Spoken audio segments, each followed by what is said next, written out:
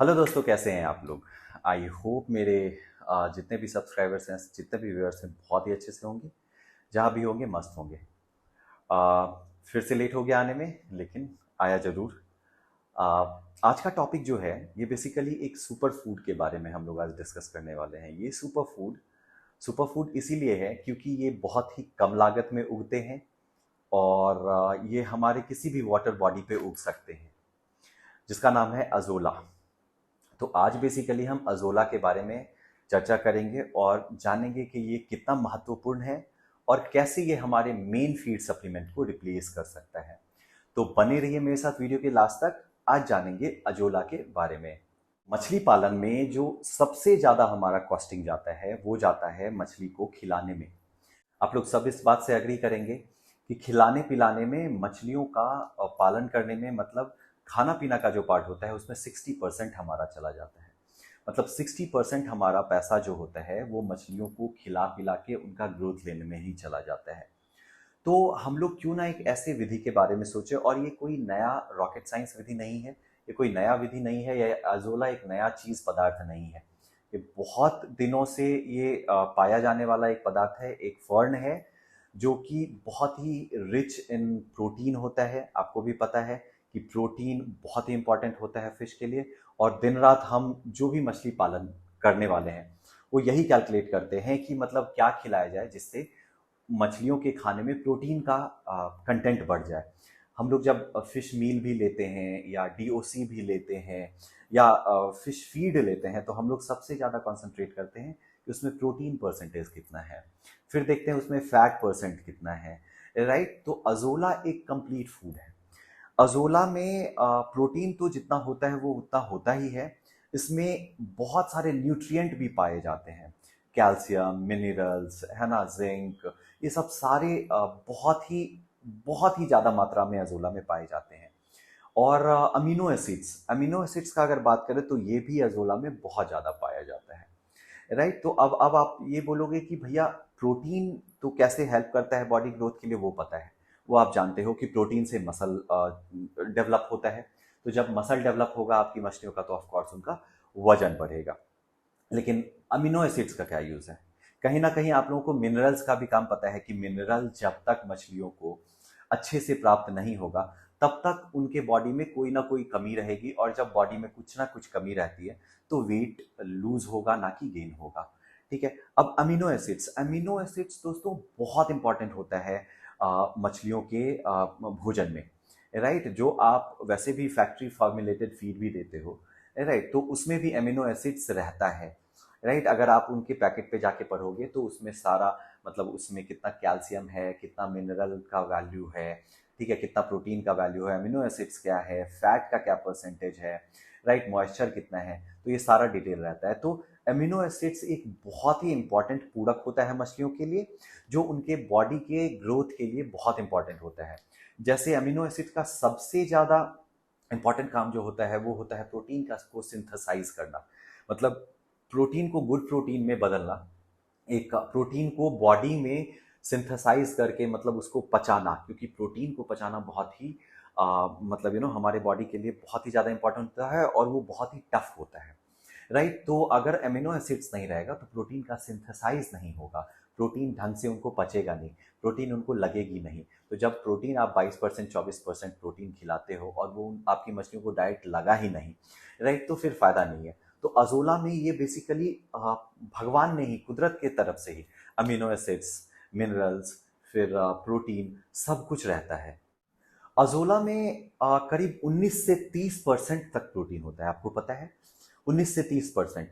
हम लोग जब अपने कैट फिशेस को खिलाते हैं, फीड देते हैं, तो हम लोग ये कंसिडर करते हैं कि हाई प्रोटीन दें, क्योंकि उनको उनका ग्रोथ हमें कम टाइम में ज़्यादा चाहिए होता है, चाहे कोई भी फिश जो भी आप पालन कर रहे हो। ठीक है। तो आप क्या चाहते हो कि प्रोटीन परसेंटेज ज़्यादा दें। प्रोटीन परसेंटेज ज़्यादा देने से क्या होता है, उनका ग्रोथ बहुत ही अच्छा होता है। लेकिन प्रोटीन परसेंट ज़्यादा होने से एक और प्रॉब्लम है कि जब आप फैक्ट्री फॉर्मुलेटेड फीड देते हो और उसमें प्रोटीन परसेंटेज ज़्यादा होता है, तो आपको भी पता है कि तालाब या बायोफ्लॉक का टैंक, चाहे जो भी आप जिस माध्यम से मछली पालन कर रहे हो, वो गंदा ज़्यादा होता है, क्योंकि जितना ज़्यादा प्रोटीन उतना ज़्यादा अमोनिया का डर, उसके एक्सक्रीटा से, उसके पॉटी से, उसके सूसू से, मछलियों के उतना ज़्यादा अमोनिया का डर होता है। लेकिन अजोला का सबसे खास बात यह है कि इसमें मतलब अमीनो एसिड्स भी होता है, और इसका प्रोटीन जो होता है, इसका जब एक्सक्रीटा से निकलता है तो वो उतना ज़्यादा अमोनिया नहीं फैलाती है। ये एक बहुत बड़ा फायदा है। 18 तरीके का अमीनो एसिड पाया जाता है इसमें दोस्तों। 18 तरीके का, 18 तरीका का अमीनो एसिड का मतलब ये हुआ कि ऑलमोस्ट हर एक चीज़ में आपका ऑलमोस्ट हर एक तरह का एसिड जो मछलियों के बॉडी को रिक्वायरमेंट होता है, वो सारा अजोला से पूर्ति होता है, सारा। तो आप अजोला अगर आप अपनी मछलियों को देते हो तो आप देखोगे कि आपको बहुत ज़्यादा फायदा मिल रहा है। अब प्रश्न ये उठता है कि कौन कौन सी मछलियां आपकी अजोला खा सकती हैं, राइट? क्योंकि हर एक मछलियां तो आपकी अजोला खाएंगी नहीं। तो अगर आप देखें तो ग्रास कार्प ये बहुत ज़्यादा चाव से खाती है, और वैसे भी आपको पता है कि ग्रास कार्प का बढ़वार बहुत तेज होता है, प्रोवाइडेड कि आप उनको ग्रीन फॉडर ज़्यादा दें। तो इसमें अगर आप अजोला निकाल के देते हो, ठीक है, अजोला अगर आप उनको देते हो तो और भी ज़्यादा होगा। फिर आपकी तिलापिया बहुत ज़्यादा खाती है अजोला, आप कभी ट्राई कर लेना। तिलापिया भी खाती है, किसी किसी केस में देखा गया है कि पंगासियस भी थोड़ा बहुत अजोला खाती है। तो ऐसा जरूरी नहीं है कि आप मेन फीड में ही अजोला घुसा दो। आप जो भी मछली पालन कर रहे हो उसमें जरूरी नहीं है कि आप मेन फीड में ही अजोला घुसा दो। अगर मान के चलो, अगर आपके फीड का कोई मछली 10% भी अजोला खा लेती तो वो 10% तो आपका फीड बच गया, राइट? और उसको जितना प्रोटीन का रिक्वायरमेंट है या जितना उसको अमीनो एसिड का रिक्वायरमेंट है वहां से पूर्ति हो गया, तो कहीं ना कहीं ये आपके लिए बहुत ही फायदेमंद हो जाता है, राइट? तो आप मतलब आपको ग्रास कार्प देख लो, फिर आप फिर कॉमन कार्प बहुत ज़्यादा खाती हैं। तो मान के चलो जो मिक्स्ड कल्चर कर रहा है, राइट, आईएमसी कर रहे हैं, कॉमन कार्प कर रहे हैं, बहुत सारे लोग मिक्स कल्चर में पंगासियस भी डाल देते हैं, राइट, क्योंकि वो ऊपर आके खाती हैं। तो जब आप अजोला देते हो ना तो धीरे धीरे आप देखोगे कि आपकी पंगासियस भी अजोला खाती है, कॉमन कार्प खाती ही है, ठीक है। रोहू कतला बिल्कुल बहुत कम खाती हैं, लेकिन फिर आपकी अगर ग्रास कार्प है तो ग्रास कार्प बहुत ज़्यादा अजोला खाएगी।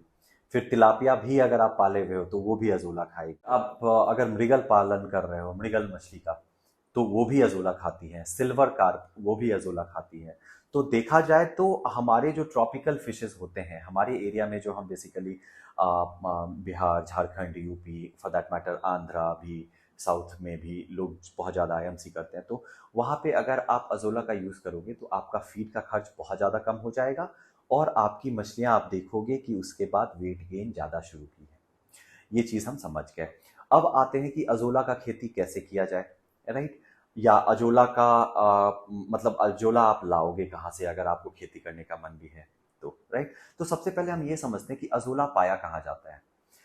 दोस्तों, आप अपने तरफ गांव घर में जो पुराने तालाब होते हैं अगर आप उनको देखोगे तो उसके ऊपर अजोला का मतलब छोटे छोटे छोटे फर्न फर्न आपको दिखेंगे पूरे तालाब के ऊपर। छोटा छोटा हर ग्रीन कलर का पत्ता होता है, उसका 3-4 पत्ता होता है, फोटो में आपको अभी हम दिखा देंगे। वो आपको पूरे तालाब में, पुराने तालाब में देखने को मिलेगा। पुराने तालाब या बहुत दिनों से जो तालाब गांव का ऐसे ही छूटा हुआ है उसमें आपको ये जो आपको स्क्रीन पे दिख रहा है ऐसा पत्ता आपको बहुत ज्यादा दिखेगा। तो वो आपका अजोला है। अजोला मतलब बिल्कुल छोटे पत्ते वाला होता है। तो अजोला का खेती करना ऐसा नहीं है कि आप जब खेती करोगे तभी वो आप वहाँ पे उसको उगा सकते हो। पुराने तालाब अगर कहीं आसपास हैं तो आप वहाँ से भी अजोला ला सकते हो, या अगर आपको स्पेसिफिकली मन है कि आप अजोला का खेती करो तो मैं वो विधि भी आपको यहाँ पे इस वीडियो में बताने वाला हूँ। तो बेसिकली क्या करो आप कि एक छोटा सा खड्डा खोद लो, ठीक है ना, करीब 2-2 फीट हाइट का, समथिंग लाइक दैट। या तो अगर आपके पास वो जो तारपुलिन वाला होता है जिसमें 2-3 फीट का ऐसे ऊंचाई होता है, आप उसमें भी अजोला का पालन कर सकते हो, ठीक है। तो जैसे आप हम एग्जाम्पल अभी लेंगे कि आप एक गड्ढा खोद लेते हो 3 फीट 3.5 फीट का, ठीक है। अजोला उगाने का प्रक्रिया मैं बता रहा हूँ। तो उसमें सबसे पहले आप क्या करो कि आप अगर आसपास में कोई गाय पालन कर रहा है, या अगर आप खुद ही, बहुत सारे लोग खुद भी गाय पालन कर रहे हैं, तो आपको अजोला पालन में गोबर का सबसे ज़्यादा यूज़ होता है। गोबर इसीलिए यूज़ होता है, बहुत सारे लोग इससे मतलब मेरे इस बात से को अग्री नहीं भी करेंगे कि गोबर का यूज़ होता ही है, लेकिन गोबर सबसे सस्ता चीज़ है जो आपको अवेलेबल हो सकता है और जिससे आप अजोला उगा सकते हो। क्यों गोबर में? क्योंकि बहुत तरीके का माइक्रो न्यूट्रिएंट होता है जो कि अजोला को बहुत ज़्यादा हेल्प करता है ग्रोथ में। राइट। वैसे आप ऑर्गेनिक या इनऑर्गेनिक जो केमिकल्स आते हैं मार्केट में उसको मार के भी अजोला उगा सकते हो, उसको उसका यूज करके भी, जैसे यूरिया हो गया, फास्फोरस हो गया, डीएपी हो गया, ये भी यूज करके आप कर सकते हो अजोला का पालन। लेकिन बेस्ट होगा कि आप गोबर का यूज कीजिए। गोबर का यूज करने से क्या होगा, गोबर आपको काफी सस्ता भी मिलता है और उसमें सारा माइक्रो न्यूट्रिएंट भी होता है।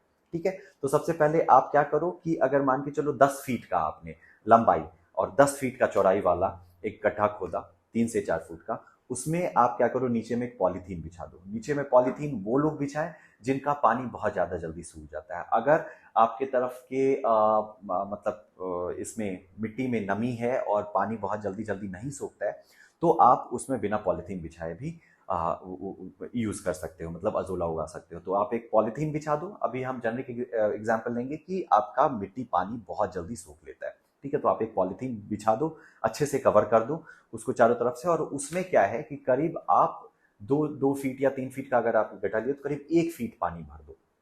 1 फीट जब आपने पानी भर दिया तो उसमें क्या करो कि आप थोड़ा सा मिट्टी और थोड़ा सा गोबर, मतलब थोड़ा सा मिट्टी और थोड़ा सा गोबर कहने का मतलब आप 3 से 4 किलो 5 किलो करीब गोबर ले लीजिए।